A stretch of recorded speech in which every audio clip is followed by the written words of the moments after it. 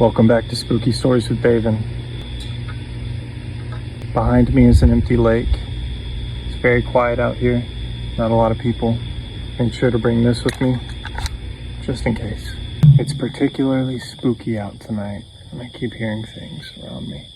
I don't like that. It's a bit too windy tonight to keep my candle going, so I'll just stick with the lantern. Tonight I'm going to be reading 2 stories from Reddit. The first story is called Night Whisperer, and it's from this user. Cue the scary music. Very spooky. This past summer, my girlfriend and I were joining my family in Cape Cod for a week-long vacation.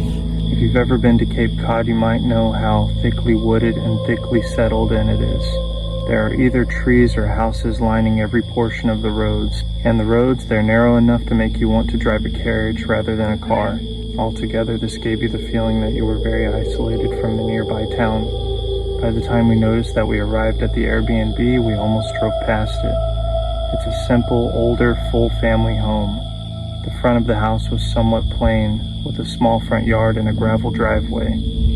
Although the Airbnb was on the expensive side, we split the cost in the house with 6 couples/siblings, making it affordable for everyone. When my girlfriend and I arrived at the house, we immediately explored it. The original structure of the house was from the early 1800s, but had a modern extension to it. That guy spooked me pretty good. In the modern extension, there were 2 floors with a living room, bedroom, bathroom, and kitchen on the first floor, and 3 bedrooms and a bathroom on the second floor. Through a sliding glass door in the kitchen was a sunroom with a huge, beautiful, slanted windows facing the backyard and a dining table that was perfect for eating breakfast and playing games. On the other side of the sunroom was another sliding glass door that led into the 1800s portion of the house. This portion was 1 floor with a bathroom, 2 bedrooms, and a small living area. The best part of the house was the backyard. We specifically chose this house so that our dog could run around the backyard without anyone needing to watch him constantly. There was a short fence that encompassed the backyard with a gate facing our driveway and a second gate facing the neighbor's long driveway as their house was set far back from ours. There was also a huge tree which must have been decades old, providing nice shade. A nice-sized patio stretched out from the back kitchen door and in front of the sunroom with a small sitting area. Finally, there was a fire pit with some stumps to be used as seats. Overall, this house was a great place for the whole family to spend time at, gathering from their respective rentals for the week to spend time together. Being the first to arrive at the house, my girlfriend and I selected the nicest room for my parents, the large bedroom on the second floor of the modern portion of the house, and the second nicest room for ourselves, the bedroom on the first floor of the modern portion of the house. My brothers and their girlfriends stayed in the other 2 rooms on the second floor of the modern portion of the house, and my aunt and uncle and their children took the 2 bedrooms on the first floor in the older portion of the house. We noticed that it felt a bit stuffy, so we went through the house and opened all the windows to let the air out. Being on the Cape, we left the windows cracked during the evenings and overnight to feel the cool Cape breeze while we slept. On the first evening around 9 a.m., my brother and his girlfriend were relaxing in their room. My brother suddenly heard whispers coming from outside the window, but his girlfriend didn't hear anything. These whispers persisted for the next several nights, always around the same time. Each time, my brother heard it, but his girlfriend hadn't.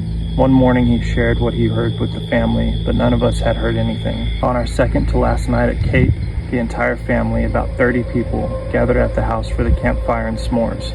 We started telling family stories while my brother and his girlfriend took their regular evening walk. Suddenly, my brother's girlfriend came running to the backyard and told me that my brother needed help. I immediately followed her, afraid that something was wrong. I followed her through the house to the main road and back to where they stopped in their walk. Just up the road past the neighbor's driveway, I found my brother eagerly waiting for me. He said, "I finally found that guy who has been whispering. He's just up the road. You can see him shuffling back and forth on the road." I peered down the road, but could barely make him out with the lack of streetlights and the pitch dark of the night.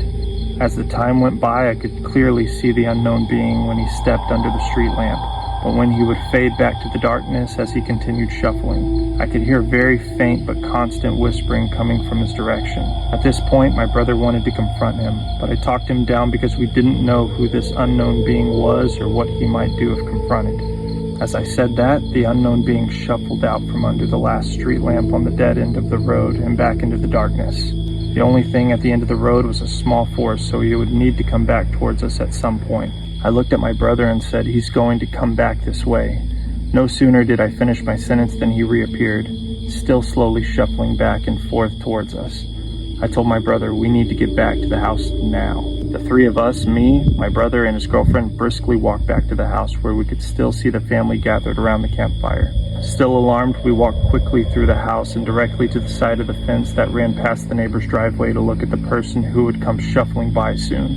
Unbeknownst to us, the family had now started sharing ghost stories around the fire, and our sudden disappearance, reappearance, and the alarmed state truly terrified them. At this point, the only lighting we had came from the fire, about 30 feet from the neighbor's driveway.